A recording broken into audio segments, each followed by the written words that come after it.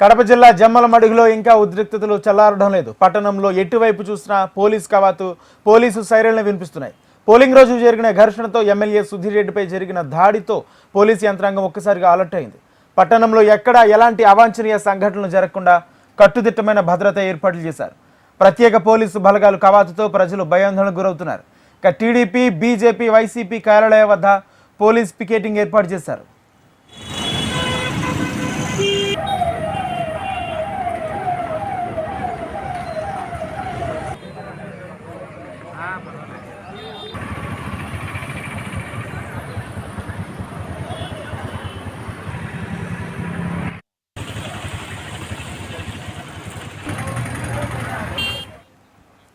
కడప జిల్లా జమ్మలమడుగులో ఇంకా ఉద్రిక్తతలు చల్లారడం లేదు. పట్టణం ఎటువైపు చూసినా పోలీసు కవాతు, పోలీసు సైరన్లు వినిపిస్తున్నాయి.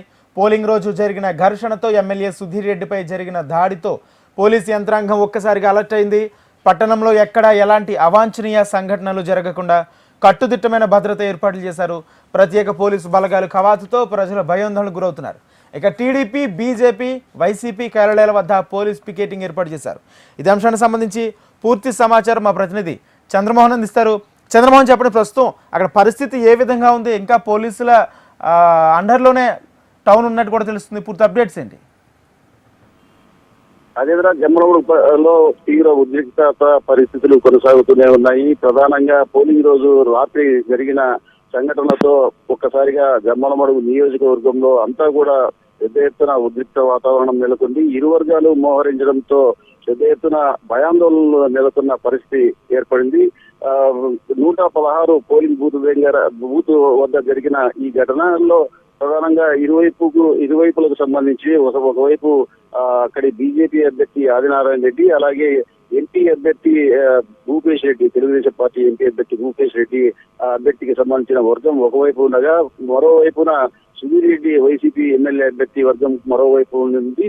ఆ సమయంలో సుధీర్ రెడ్డిపై ఒక వ్యక్తి ఇటుకరాయితో దాడి చేయడంతో ఈ ఘర్షణ చోటు చేసుకుంది. ఈ నేపథ్యంలో ఇరు వర్గాలు కూడా జమ్మలమడుగు పట్టణానికి చేరుకొని రాళ్లు రూపుకున్న సంఘటన అక్కడ భయాందోళనకు గురి చేసింది. అక్కడ పోలీసు యంత్రాంగం ఎంత శ్రమించినా కూడా అప్పుడు ఆ సమయంలో అది కంట్రోల్ కాలేదు. దీంతో ఈ రోజు ఎస్పీ సిద్ధార్థ కౌశల్ ప్రత్యేక బలగాలను పంపించారు.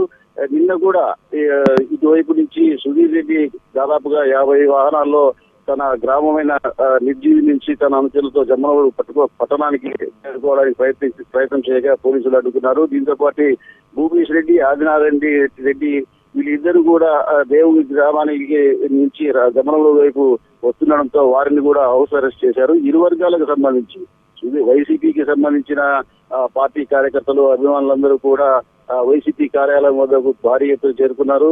అలాగే టీడీపీ, బీజేపీ అభ్యర్థులకు సంబంధించి కూడా ఈ వర్గం కూడా భారీ ఎత్తున అనుచరులు వర్గం అక్కడికి చేరుకోవడంతో పెద్ద ఎత్తున ఉద్రిక్తత వాతావరణం నెలకొంది. ఏ సమయంలో ఏం జరుగుతుందో అన్న భయాందోళనలో ఈ జమ్మలమడుగు నియోజకవర్గంలోని ప్రజలు ఆందోళనకు గురవుతున్న పరిస్థితి. జమ్మలమడుగు పట్టణంలో ప్రస్తుతం అయితే పోలీసు పహారా మధ్యన కొనసాగుతోంది. ఈ రోజు ఉదయం 6 గంటల నుంచే కూడా కేంద్ర బలగాలు ప్రత్యేకంగా కవాతు నిర్వహించాయి. అలాగే తెలుగుదేశం పార్టీ, వైఎస్ఆర్ కాంగ్రెస్ పార్టీ కార్యాలయాల వద్ద పికెట్లు ఏర్పాటు చేశారు. జమ్మలమడుగు పట్టణంలో ఎక్కడ చూసినా కూడా పోలీసులే కనిపిస్తున్నారు.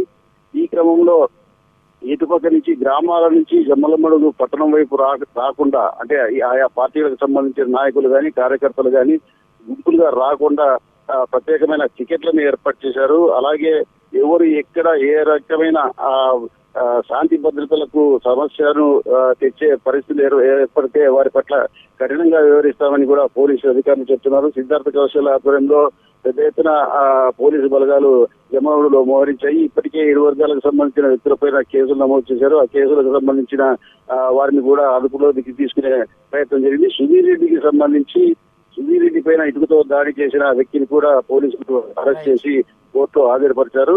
అనంతరం ఏదైనా పరిణామం జరిగితే తాము కఠినంగా శిక్షిస్తామని చెప్పి కూడా పోలీసులు చెప్తున్నారు. అయితే ఇరు వర్గాలకు సంబంధించిన పార్టీ కార్యాలయాలకు కూడా తరచుగా వారి అనుచరులు వస్తుండడంతో వారిని అందరినీ కూడా చెదరగొడుతున్నారు. కాకపోతే ఇంకా ఈ ఏదైనా పోలింగ్ కేంద్ర ఈవీఎం కేంద్రాల వద్దకు వెళ్లే ప్రయత్నం కూడా చేయవద్దని చెప్పేసి పోలీసులు ఇరు వర్గాలకు సంబంధించిన నాయకులకు చెప్పడం జరిగింది. ఈ ఎలక్షన్ సంబంధించి రైట్ థ్యాంక్ యూ చంద్రమోహన్.